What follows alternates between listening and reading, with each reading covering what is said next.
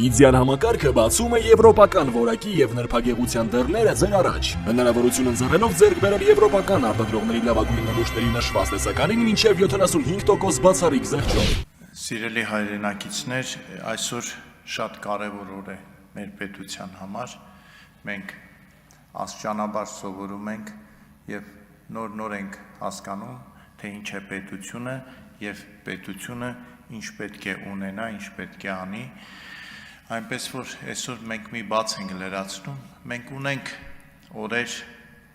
նույնիսկ մի քանի, երբ որ մենք հարգում ենք երկրաշարժի զոհերի հիշատակը, տարբեր ցեղասպանությունների հիշատակը, բայց քանի որ մենք պետություն չենք ունեցել, հարյուրամյակներ, մենք չունենք ու չէինք էլ զարմանում, թե ինչի մենք օր չունենք, որ այդ օրը խոնարհվենք մեր 4500 տարվա պատմության ընթացքում Հայաստանի համար զոհված զինվորների,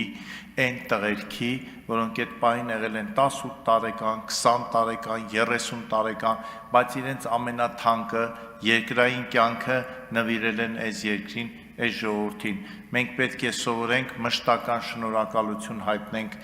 այս տղաներին, այս հերոսներին եւ մենք պետք է այս օրը, խոնարհման օրը սովորենք ճիշտ նշել նաեւ դպրոցներում, ուսումնական բարձրագույն հաստատություններում։ Ես մտածում եմ, որ այս օրը լինելով ոչ աշխատանքային, ինքը ունենալու է նախորդ օր, հաջորդ օր եւ